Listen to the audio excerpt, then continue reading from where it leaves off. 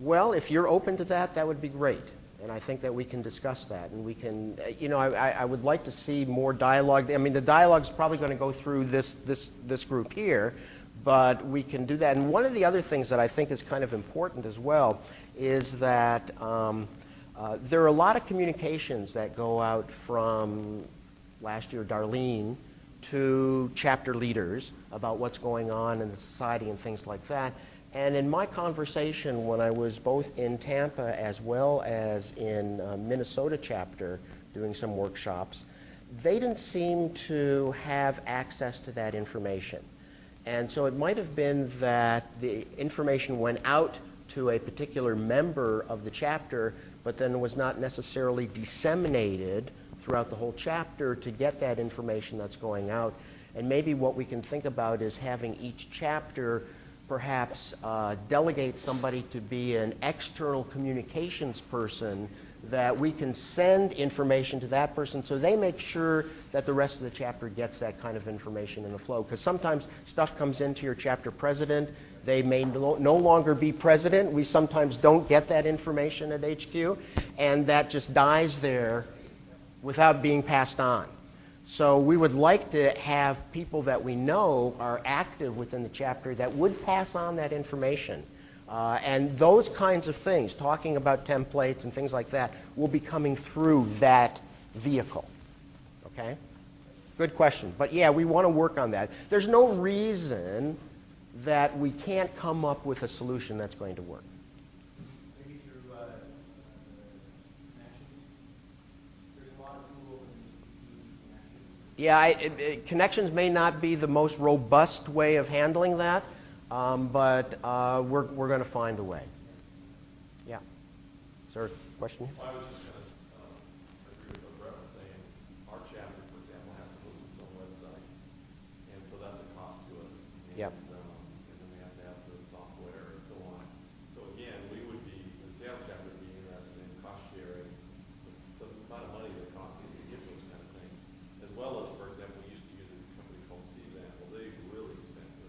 Mm-hmm. And that provides you a method of tracking your membership, sending out invitations, accepting maybe people want to attend, taking money and everything.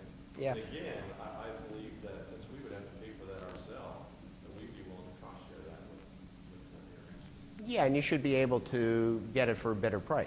I would think so. Okay, yeah, if everybody's contributing to that. I mean, one of the other things as well that I'm hoping that we're going to be able to do is, all of your members get Performance Express? If they have sent, if you've sent the email addresses and they get Performance Express, I want to start to see within Performance Express I haven't spoken to you about this. Well, a chapter column for what are, you've got it on the website for what's happening in chapters, and people access that through a number of clicks, and you can do that. But I'd love to see within Performance Express a chapter column that talks about events that are going on within local chapters.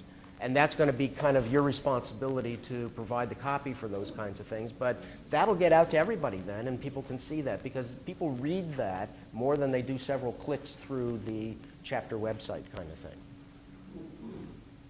Am I saying things I shouldn't be saying, Guy? Okay. Guy Wallace, past president, I want to just make sure that he's got his finger on the trigger here on this one. Yeah. Okay. Miki, Yes. Michigan, and we are echoing the sentiments that everybody else has said about all this technology and such. We've been using CVent. We have our own website that we've created from the ground up. We pay somebody to do programming on the website, and we pay CVent. And so actually, Cal here, part of our board, one of our future leaders, has been very involved in looking at a replacement that will both take care of our finances, that will have be integrated so it will be online registration, so we can actually take credit cards at a meeting, along with all the invitations in the mail, and have a complete website, a content management system. And we did an evaluation. We actually paid somebody to evaluate all the packages that we could find out there. And then we got reference checks on all those. And so we are moving from our homegrown plus CVent to Star Chapter. And we're going to do it as a pilot, and if it works, we would love to come back to international and say, here are our experiences, perhaps we made a good decision or perhaps we really screwed up. But if it were a good decision, then perhaps international could take on national. I'll tell you, we would love to see the research that you guys did, and that's something that probably could be shared to other chapters as well. But the pilot that you're doing, keep me really informed about that, because I'm of. tired of waiting, frankly, for international to do something. We need to get off the dime. Okay. And thought we'd set ourselves up as your. Yeah, and by the way, one of the things that we're looking at as well, and you're going to hear this from Paul Cook a little bit later, but this concept of one society, all right, where you're a member of ISPI and you're a member of ISPI International and member of chapter. I mean, ultimately, what we're hoping for is if people want to be an ISPI member, they sign up as an international, and they automatically become a chapter member. All right, that's what we're hoping for. But we also realize that we're not going to be able to stop people from having local chapter affiliation only.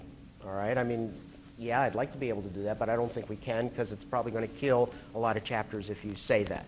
So we're trying to figure out how we can do this most effectively. And once we do that, once we have this one society concept working, it makes all of these other things a lot easier because then all of the registration, the billing, the membership, all of that will go through headquarters, and that'll take care of those kinds of things, and you'd be put onto that web base as well. So those are things that we're really exploring and trying to do, and hopefully I've got that as one of my goals as incoming president, but also Judy has that as a continuing goal. One of the things to think about is that I'm the incoming president, Judy Hale is president-elect. We're looking at this as a multi-year presidency for consistency, okay? So she and I are working together to have a consistent set of objectives that we want to move the society forward through for the next 2 or 3 years. And your contributions through your groups are going to be quite critical to helping us with those directions as well. Okay? All right, I've got to get back and help the board make the decisions that are going to help you. So if you don't mind, I'm going to take off. Okay? Thank you very much.